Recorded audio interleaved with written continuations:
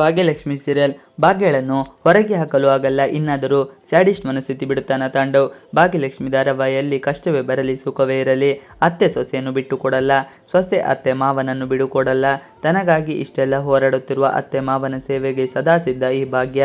ಆದರೆ ಅದು ತಾಂಡವ್ಗೆ ಅದೇಕೋ ಅರ್ಥವೇ ಆಗುತ್ತಿಲ್ಲ. ಅರ್ಥವಾದರೂ ಅದನ್ನು ಮಾನವೀಯತೆ ದೃಷ್ಟಿಯಿಂದ ನೋಡುವುದಕ್ಕೆ ಹೋಗ್ತಾನೂ ಇಲ್ಲ. ಯಾಕೆಂದರೆ ತಾಂಡವ್ಗೆ ಭಾಗ್ಯ ಹೋಗಿ ಶ್ರೇಷ್ಠ ಬರಲೇಬೇಕಲ್ಲ. ಅದಕ್ಕೆ ಶ್ರೇಷ್ಠಳ ಮೇಲ್ನೋಟದ ಪ್ರೀತಿಗೆ ಬಿದ್ದಿದ್ದಾನೆ ತಾಂಡವ್. ಅದಕ್ಕೆ ಹನಿಯನ್ನೇ ಮುಂದೆ ಕುಸುಮ ಸೊಸೆ ಮಾಡುವುದಕ್ಕೆ ಹೊರಟಿದ್ದಾನೆ. ತಾಂಡವ್ನ ಪ್ರೀತಿಯ ಹನಿ ಕುಸುಮ ಫ್ಯಾಮಿಲಿಗೆ ಸೊಸೆಯಾಗಲು ಸಾಧ್ಯವೇ ಇಲ್ಲ ಎಂಬುದು ತಾಂಡವ್ಗೆ ಗೊತ್ತು. ಆದರೂ ತನ್ನ ಮನದಾಳದ ದುರಾಸೆಯನ್ನು ಮಾತ್ರ ಬಿಡುವಂತೆ ಕಾಣುತ್ತಿಲ್ಲ. ಮನೆಯವರಿಂದ ತಾಂಡವ್ಗೆ ಕ್ಲಾಸ್. ಭಾಗ್ಯ ಹಾಗೂ ತನ್ವಿಗೆ ಇದು ಪರೀಕ್ಷೆ ಇತ್ತು. ಚೆನ್ನಾಗಿ ಓದಿಕೊಂಡು ಭಾಗ್ಯ ಹಾಗೂ ತನ್ವಿ ಪರೀಕ್ಷೆ ಬರೆಯಲು ಹೊರಟಿದ್ದರು. ಆದರೆ ಅವರಿಬ್ಬರನ್ನು ತಾಂಡವ್ ತಡೆದಿದ್ದಾನೆ. ತುಂಬ ಮುಖ್ಯವಾದ ವಿಚಾರವನ್ನು ಮಾತನಾಡಬೇಕು, ನಿಲ್ಲಿ ಎಂದು ನಿಲ್ಲಿಸಿದ್ದಾನೆ. ಭಾಗ್ಯ ಶಾಲೆಗೆ ಹೋಗಬಾರದು, ಪರೀಕ್ಷೆ ಬರೆಯಬಾರದು, SSLC ಕಂಪ್ಲೀಟ್ ಮಾಡಬಾರದು ಅಂತಾನೆ. ತಾಂಡವ್ ಮಾಡಿದ ಗೇಮ್ಗಳು ಕಡಿಮೆಯೇನೂ ಅಲ್ಲ. ಈಗ ಪರೀಕ್ಷೆ ಸಮಯವಾಗಿದೆ ಎಂದೇ ತಡವಾಗಿಸಿದ್ದಾನೆ. ಭಾಗ್ಯಗಳನ್ನು ಕಟ್ಟಿ ಹಾಕಲು ತಾಂಡವ್ ಪ್ಲಾನ್. ಪರೀಕ್ಷೆ ಹೊರಟವರನ್ನು ತಡೆದಿದ್ದು ಯಾಕೆ? ಅದೇನೇ ಇದ್ದರೂ ಬಂದ ಮೇಲೆ ಮಾತನಾಡುವಂತೆ ಬಿಡು ಎಂದು ಕುಸುಮ ಹೇಳಿದಳು. ಇದು ಬಹಳ ಮುಖ್ಯ, ಭಾಗ್ಯ ಹತ್ರ ಮಾತನಾಡಬೇಕು ಎಂದಿದ್ದಾನೆ. ಭಾಗ್ಯ ಈಗ ತುಂಬ ಸ್ಟ್ರಾಂಗ್ ಆ್ಯಂಡ್ ಸ್ವಾಭಿಮಾನಿಯಾಗಿದ್ದಾಳೆ. ಅದೇನು ಹೇಳಿ ಅಂತ ಧೈರ್ಯವಾಗಿ ಕೇಳಿದ್ದಾಳೆ. ಆಗ ತಾಂಡವ್ ಮನೆಯ ಲೋನ್ ವಿಚಾರ ತೆಗೆದಿದ್ದಾನೆ. ಭಾಗ್ಯಳ ಉತ್ತರಕ್ಕೆ ಉತ್ತರಿಸಿದ ತಾಂಡವ್, ಮನೆಯನ್ನು ಅರ್ಧ ಭಾಗ ಮಾಡಿದರೆ ಸಾಲದು, ಅದರ EMIನಲ್ಲಿ ಅರ್ಧ ಖರ್ಚು ಕಟ್ಟಿಕೊಂಡು ನೋಡಿಕೊಳ್ಳಬೇಕು. ನಾನ್ಯಾಕೆ ನಿಮ್ಮೆಲ್ಲರ ಹಣ ಕಟ್ಟಬೇಕು? ಕಟ್ಟೋದಕ್ಕೆ ಆಗದೆ ಹೋದರೆ ನಿಮ್ಮ ಜೊತೆಗೆ ಇರುವ ಎಲ್ಲದನ್ನು ಕಳೆದುಕೊಂಡು ಹೋಗ್ತಾ ಇರು ಅಂತಾನೆ ಹೇಳಿದ್ದಾಗಲೇ ಇದಕ್ಕೆ ಕುಸುಮ ವಿರೋಧ ವ್ಯಕ್ತಪಡಿಸಿದ್ದಾಳೆ. ಭಾಗ್ಯ ಪರವಾಗಿ ಮಾತನಾಡುವುದಕ್ಕೆ ಧ್ವನಿ ಎತ್ತಿದಾಗ ಭಾಗ್ಯ, ಆಯಿತು, ಮನೆಯ ಅರ್ಧ ಹಣ ನಾನು ಕೊಡುತ್ತೇನೆ. ಹಣ ಕೇಳಿ ನನ್ನನ್ನು ಶಾಲೆಯಿಂದ ಹಿಂದೆ ಕರೆಸಿಕೊಳ್ಳಬಹುದು ಎಂದುಕೊಳ್ಳಬೇಡಿ. ನಮ್ಮ ಅತ್ತೆ ಮಾವನಿಗೆ ಮಕ್ಕಳಾಗಲಿ ನಾನು ನಿಲ್ಲುತ್ತೇನೆ. ಇನ್ಮೇಲೆ ಪ್ರತಿ ತಿಂಗಳ ಅರ್ಧ ಖರ್ಚು ನನ್ನದೇ ಅಂತ ಹೇಳಿ ಹೊರಟು ಬಿಡುತ್ತಾಳೆ. ಅಪ್ಪ ಅಮ್ಮನಿಂದಲೂ ಕ್ಲಾಸ್. ಭಾಗ್ಯ ಮಗಳನ್ನು ಕರೆದುಕೊಂಡು ಹೊರಟಾಗ ಕುಸುಮ ಮಗನಿಗೆ ಕ್ಲಾಸ್ ತೆಗೆದುಕೊಂಡಿದ್ದಾಳೆ.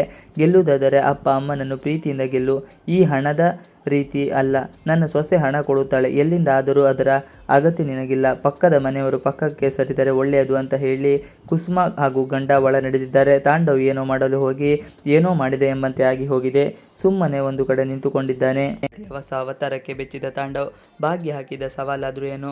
ಭಾಗ್ಯಲಕ್ಷ್ಮಿ ಧಾರಾವಾಹಿ. ತಾಂಡವ್ ವರ್ತನೆ ಮಿತಿ ಮೀರುತ್ತಿದೆ. ಮಕ್ಕಳು ತಂದೆ ತಾಯಿ ಮೇಲಿನ ಪ್ರೀತಿಗಿಂತ ನಾನು ನನ್ನದು ಎಂಬ ಸ್ವಾರ್ಥ ದುರಹಂಕಾರದಿಂದ ಮೆರೆಯುತ್ತಿದ್ದಾನೆ. ಮನೆ ಬಿಟ್ಟು ಹೋಗುವಂತೆ ಎಷ್ಟೇ ಹಿಂಸೆ ಕೊಡುತ್ತಿದ್ದರೂ ಭಾಗ್ಯ ಮಾತ್ರ ಕದಲುತ್ತಿಲ್ಲ. ನಾನು ಸುಖವಾಗಿರುವುದು ನನ್ನ ಕುಟುಂಬದ ಜೊತೆ ಮಾತ್ರ. ಕುಟುಂಬ ಚೆನ್ನಾಗಿದ್ದರೆ ನಾನು ಖುಷಿಯಾಗಿರುತ್ತೇನೆ. ಅದನ್ನು ಉಳಿಸಿಕೊಳ್ಳಲು ನಾನು ಪ್ರಯತ್ನ ಪಡುತ್ತೇನೆ ಎಂದು ಭಾಗ್ಯ ಕೂಡ ಪಣ ತೊಟ್ಟಿದ್ದಾಳೆ. ಭಾಗ್ಯ ಮುಖದ ಮೇಲೆ ದುಡ್ಡು ಎಸೆಯುವ ತಾಂಡವ್ ತನ್ನ ಜೀವನದಿಂದ ಹೊರ ಹೋಗಲು ಇನ್ನೂ ನಿನಗೆ ಏನು ಬೇಕು ಎಂದು ಕೇಳುತ್ತಾನೆ ಎಂದು ಅರಚಾಡುತ್ತಾನೆ. ಆದರೆ ದರ್ಪ ತೋಡುವ ಭಯದಲ್ಲಿ ತಾಂಡವ್ ಪರ್ಸ್ನಲ್ಲಿದ್ದ ಹಾಲ್ ಟಿಕೆಟ್ ಕೆಳಗೆ ಬೀಳುತ್ತದೆ. ಅದನ್ನು ನೋಡುವ ಭಾಗ್ಯ ಹಾಗೂ ಮನೆಯವರಿಗೆ ಶಾಕ್ ಆಗುತ್ತದೆ. ಇದು ನಿಮ್ಮ ಬಳಿ ಹೇಗೆ ಬಂತು ಎಂದು ಭಾಗ್ಯ ಪ್ರಶ್ನಿಸುತ್ತಾಳೆ. ನೀವು ಪರೀಕ್ಷೆ ಬರೆಯಬಾರದು ಎಂಬ ಕಾರಣಕ್ಕೆ ಅಪ್ಪ ಇದನ್ನು ಕದ್ದಿರುತ್ತಾರೆ ಎಂದು ತನ್ವಿ ಹೇಳುತ್ತಾಳೆ. ತಾಂಡವ್ ಮಾತನಾಡುವವರೆಗೆ ಭಾಗ್ಯ ಸುಮ್ಮನಿರುವುದಿಲ್ಲ. ಅವತ್ತು ನಾನು ಒಂದು ಹೊಸ ಹಾಲ್ ಟಿಕೆಟ್ಗಾಗಿ ಎಷ್ಟು ಕಷ್ಟಪಟ್ಟೆ, ಆದರೆ ನೀವು ಇದನ್ನು ಕದ್ದು ಅದರ ಮೇಲೆ ಪೆನ್ನಲ್ಲಿ ಗೀಚಿದ್ದೀರಾ, ಏಕೆ ಈ ರೀತಿ ಮಾಡಿದ್ದೀರಿ ಎಂದು ಏರು ಧ್ವನಿಯಲ್ಲಿ ಪ್ರಶ್ನಿಸುತ್ತಾಳೆ. ಆದರೆ ಭಾಗ್ಯ ಮುಂದೆ ಸೋಲಲು ಇಷ್ಟವಿಲ್ಲದೆ ತಾಂಡವ್, ಹೌದು ನಾನೇ ಕದ್ದಿದ್ದು, ಏನೀಗ? ನೀನು ಈ ಪರೀಕ್ಷೆ ಬರೆಯುವುದು ನನಗೆ ಇಷ್ಟವಿಲ್ಲ, ಅದಕ್ಕೆ ಕದ್ದೆ ಎನ್ನುತ್ತಾನೆ. ತಾಂಡವ್ಗೆ ಚಳಿ ಬಿಡಿಸಿದ ಭಾಗ್ಯ. ತಾಂಡವ್ ವರ್ತನೆ ಅಸಹ್ಯ ವ್ಯಕ್ತಪಡಿಸುವ ಭಾಗ್ಯ ಅವನೊಂದಿಗೆ ಮಾತನಾಡಲು ರೂಮ್ಗೆ ಬರಲು ಹೇಳುತ್ತಾಳೆ. ಆದರೆ ತಾಂಡವ್ ಅದಕ್ಕೆ ಒಪ್ಪುವುದಿಲ್ಲ. ಕೋಪಗೊಳ್ಳುವ ಭಾಗ್ಯ ತಾಂಡವ್ ಕೈ ಹಿಡಿದು ರೂಮ್ಗೆ ಎಳೆದೊಯ್ಯುತ್ತಾಳೆ. ಮಕ್ಕಳ ಮುಂದೆ ನಿಮ್ಮ ಮರ್ಯಾದೆ ಹೋಗಬಾರದು ಎಂಬ ಕಾರಣಕ್ಕೆ ನಾನು ನಿಮ್ಮ ಜೊತೆ ಮಾತನಾಡಲು ಇಲ್ಲಿಗೆ ಕರೆತಂದೆ. ನೀವು ಮಕ್ಕಳ ಮುಂದೆ ನಿಮ್ಮ ಬೆಲೆ ಕಳೆದುಕೊಳ್ಳುತ್ತಿದ್ದೀರಾ.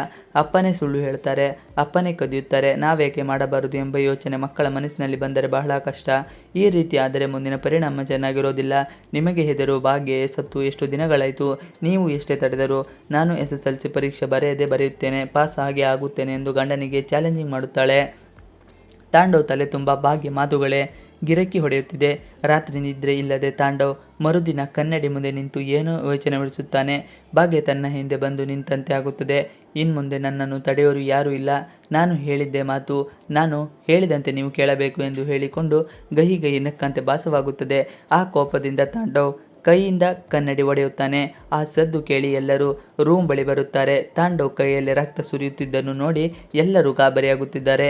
ತಾಂಡವ್ ಕೈನಲ್ಲಿ ರಕ್ತ ಸುರಿಯುತ್ತಿದ್ದರೂ ಕೇರ್ ಮಾಡದ ಕುಸುಮ, ಕನ್ನಡಿ ಏಕೆ ಒಡೆದೆ, ಏಕೆ ಹುಚ್ಚನ ರೀತಿ ವರ್ತಿಸುತ್ತಿದೆಯೇ ಎಂದು ಕುಸುಮ ಪ್ರಶ್ನಿಸುತ್ತಾಳೆ. ನನ್ನ ಪಾಲಿನ ಮನೆಯ ಕನ್ನಡಿ, ನಾನು ಏನಾದರೂ ಮಾಡುತ್ತೇನೆ, ಬೇಕಿದ್ದರೆ ನನ್ನ ಪಾಲಿನ ಮನೆಯನ್ನು ಒಡೆದು ಹಾಕುತ್ತೇನೆ. ದನ ನುಗ್ಗಿದ ಹಾಗೆ ನನ್ನ ಭಾಗಕ್ಕೆ ಏಕೆ ನುಗ್ಗುತ್ತಿದ್ದೀರಾ, ಹೊರಗೆ ಹೋಗಿ ಎನ್ನುತ್ತಾನೆ. ತಾಂಡವ್ ಅವತಾರ ನೋಡಿದ ಸುನಂದ, ಈ ಗಾಜುಗಳನ್ನು ನೀನೆ ಕ್ಲೀನ್ ಮಾಡು ಭಾಗ್ಯ, ಯಾರ ಕಾಲಿಗಾದರೂ ಚುಚ್ಚಿತು ಎನ್ನುತ್ತಾಳೆ. ಆದರೆ ಭಾಗ್ಯಳನ್ನು ಕುಸುಮ ತಡೆಯುತ್ತಾಳೆ. ಯಾರು ಒಡೆದಿದ್ದಾರೋ ಅವರೇ ತೆಗೆಯಲಿ, ಬೇಕಿದ್ದರೆ ಅದು ಅವನ ಕಾಲಿಗೆ ಚುಚ್ಚಲಿ ಎನ್ನುತ್ತಾಳೆ. ಕೈಯಲ್ಲಿ ರಕ್ತ ಬರುತ್ತಿದ್ದರೂ ಕುಸುಮ ತಡೆಯಲಿಲ್ಲ ಎಂಬ ಕಾರಣಕ್ಕೆ ತಾಂಡವ್ ಇನ್ನಷ್ಟು ಕೋಪಗೊಳ್ಳುತ್ತಾನೆ. ಇವರಿಗೆ ಹೇಗೆ ಬುದ್ಧಿ ಕಲಿಸುವುದು ಎಂದು ಯೋಚಿಸುತ್ತಾನೆ. ಕಡೆಗೂ ಏನು ಹೊಳೆಯದವನಂತೆ ಸುಮ್ಮನಾಗುತ್ತಾನೆ. ಭಾಗ್ಯಗೆ ಹಿಂಸೆ ಕೊಡಲು ತಾಂಡವ್ ಮತ್ತೇನೋ ಪ್ಲ್ಯಾನ್ ಮಾಡುತ್ತಾನೆ ಅನ್ನೋದು ಮುಂದಿನ ಎಪಿಸೋಡ್ನಲ್ಲಿ ತಿಳಿಯೋಣ. ಭಾಗ್ಯಲಕ್ಷ್ಮಿ ಸೀರಿಯಲ್. ಭಾಗ್ಯಳನ್ನು ಹೊರಗೆ ಹಾಕಲು ಆಗಲ್ಲ, ಇನ್ನಾದರೂ ಸ್ಯಾಡಿಸ್ಟ್ ಮನಸ್ಥಿತಿ ಬಿಡುತ್ತಾನ ತಾಂಡವ್. ಭಾಗ್ಯಲಕ್ಷ್ಮಿ ಧಾರಾವಾಹಿಯಲ್ಲಿ ಕಷ್ಟವೇ ಬರಲಿ ಸುಖವೇ ಇರಲಿ, ಅತ್ತೆ ಸೊಸೆಯನ್ನು ಬಿಟ್ಟು ಕೊಡಲ್ಲ, ಸೊಸೆ ಅತ್ತೆ ಮಾವನನ್ನು ಬಿಡುಕೊಡಲ್ಲ. ತನಗಾಗಿ ಇಷ್ಟೆಲ್ಲ ಹೋರಾಡುತ್ತಿರುವ ಅತ್ತೆ ಮಾವನ ಸೇವೆಗೆ ಸದಾ ಸಿದ್ಧ ಈ ಭಾಗ್ಯ. ಆದರೆ ಅದು ತಾಂಡವ್ಗೆ ಅದೇಕೋ ಅರ್ಥವೇ ಆಗುತ್ತಿಲ್ಲ. ಅರ್ಥವಾದರೂ ಅದನ್ನು ಮಾನವೀಯತೆ ದೃಷ್ಟಿಯಿಂದ ನೋಡುವುದಕ್ಕೆ ಹೋಗ್ತಾನೂ ಇಲ್ಲ. ಯಾಕೆಂದರೆ ತಾಂಡವ್ಗೆ ಭಾಗ್ಯ ಹೋಗಿ ಶ್ರೇಷ್ಠ ಬರಲೇಬೇಕಲ್ಲ, ಅದಕ್ಕೆ ಶ್ರೇಷ್ಠಳ ಮೇಲ್ನೋಟದ ಪ್ರೀತಿಗೆ ಬಿದ್ದಿದ್ದಾನೆ ತಾಂಡವ್. ಅದಕ್ಕೆ ಹನಿಯನ್ನೇ ಮುಂದೆ ಕುಸುಮ ಸೊಸೆ ಮಾಡುವುದಕ್ಕೆ ಹೊರಟಿದ್ದಾನೆ. ತಾಂಡವ್ನ ಪ್ರೀತಿಯ ಹನಿ ಕುಸುಮ ಫ್ಯಾಮಿಲಿಗೆ ಸೊಸೆಯಾಗಲು ಸಾಧ್ಯವೇ ಇಲ್ಲ ಎಂಬುದು ತಾಂಡವ್ಗೆ ಗೊತ್ತು. ಆದರೂ ತನ್ನ ಮನದಾಳದ ದುರಾಸೆಯನ್ನು ಮಾತ್ರ ಬಿಡುವಂತೆ ಕಾಣುತ್ತಿಲ್ಲ. ಮನೆಯವರಿಂದ ತಾಂಡವ್ಗೆ ಕ್ಲಾಸ್. ಭಾಗ್ಯ ಹಾಗೂ ತನ್ವಿಗೆ ಇದು ಪರೀಕ್ಷೆ ಇತ್ತು. ಚೆನ್ನಾಗಿ ಓದಿಕೊಂಡು ಭಾಗ್ಯ ಹಾಗೂ ತನ್ವಿ ಪರೀಕ್ಷೆ ಬರೆಯಲು ಹೊರಟಿದ್ದರು. ಆದರೆ ಅವರಿಬ್ಬರನ್ನು ತಾಂಡವ್ ತಡೆದಿದ್ದಾನೆ. ತುಂಬ ಮುಖ್ಯವಾದ ವಿಚಾರವನ್ನು ಮಾತನಾಡಬೇಕು, ನಿಲ್ಲಿ ಎಂದು ನಿಲ್ಲಿಸಿದ್ದಾನೆ. ಭಾಗ್ಯ ಶಾಲೆಗೆ ಹೋಗಬಾರದು, ಪರೀಕ್ಷೆ ಬರೆಯಬಾರದು, SSLC ಕಂಪ್ಲೀಟ್ ಮಾಡಬಾರದು ಅಂತಾನೆ. ತಾಂಡವ್ ಮಾಡಿದ ಗೇಮ್ಗಳು ಕಡಿಮೆ ಏನೂ ಅಲ್ಲ. ಈಗ ಪರೀಕ್ಷೆ ಸಮಯವಾಗಿದೆ ಎಂದೇ ತಡವಾಗಿಸಿದ್ದಾನೆ. ಭಾಗ್ಯಗಳನ್ನು ಕಟ್ಟಿಹಾಕಲು ತಾಂಡವ್ ಪ್ಲ್ಯಾನ್. ಪರೀಕ್ಷೆ ಹೊರಟವರನ್ನು ತಡೆದಿದ್ದು ಯಾಕೆ, ಅದೇನೇ ಇದ್ದರೂ ಬಂದ ಮೇಲೆ ಮಾತನಾಡುವಂತೆ ಬಿಡು ಎಂದು ಕುಸುಮ ಹೇಳಿದಳು. ಇದು ಬಹಳ ಮುಖ್ಯ, ಭಾಗ್ಯ ಹತ್ರ ಮಾತನಾಡಬೇಕು ಎಂದಿದ್ದಾನೆ. ಭಾಗ್ಯ ಈಗ ತುಂಬ ಸ್ಟ್ರಾಂಗ್ ಆ್ಯಂಡ್ ಸ್ವಾಭಿಮಾನಿಯಾಗಿದ್ದಾಳೆ, ಅದೇನು ಹೇಳಿ ಅಂತ ಧೈರ್ಯವಾಗಿ ಕೇಳಿದ್ದಾಳೆ. ಆಗ ತಾಂಡವ್ ಮನೆಯ ಲೋನ್ ವಿಚಾರ ತೆಗೆದಿದ್ದಾನೆ.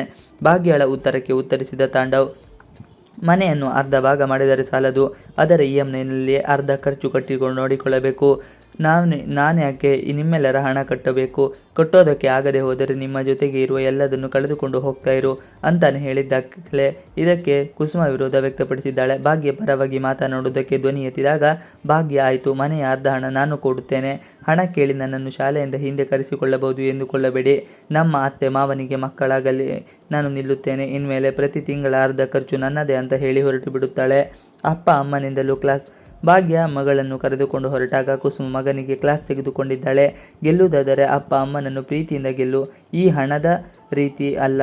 ನನ್ನ ಸೊಸೆ ಹಣ ಕೊಡುತ್ತಾಳೆ, ಎಲ್ಲಿಂದ ಆದರೂ ಅದರ ಅಗತ್ಯ ನಿನಗಿಲ್ಲ. ಪಕ್ಕದ ಮನೆಯವರು ಪಕ್ಕಕ್ಕೆ ಸರಿದರೆ ಒಳ್ಳೆಯದು ಅಂತ ಹೇಳಿ ಕುಸುಮ ಹಾಗೂ ಗಂಡ ಒಳ ನಡೆದಿದ್ದಾರೆ. ತಾಂಡವ್ ಏನೋ ಮಾಡಲು ಹೋಗಿ ಏನೋ ಮಾಡಿದೆ ಎಂಬಂತೆ ಆಗಿ ಹೋಗಿದೆ. ಸುಮ್ಮನೆ ಒಂದು ಕಡೆ ನಿಂತುಕೊಂಡಿದ್ದಾನೆ. ಇವಿಷ್ಟು ಇವತ್ತಿನ ವಿಡಿಯೋ. ಈ ವಿಡಿಯೋ ನಿಮಗೆ ಇಷ್ಟ ಆದರೆ please like, share and subscribe ಮಾಡಿ. ನೀವಿನ್ನು ನಮ್ಮ ಯೂಟ್ಯೂಬ್ ಚಾನಲ್ಗೆ ಸಬ್ಸ್ಕ್ರೈಬ್ ಆಗಿಲ್ಲ ಅಂದರೆ ಬೇಗ ಸಬ್ಸ್ಕ್ರೈಬ್ ಮಾಡ್ಕೊಳ್ಳಿ. ನಾವು ಹಾಕುವಂಥ ಎಲ್ಲ ವಿಡಿಯೋಗಳು ನಿಮಗೆ ನೋಟಿಫಿಕೇಶನ್ ಮುಖಾಂತರ ದೊರೆಯುತ್ತದೆ. Thanks for watching video. Please like, share and subscribe our channel.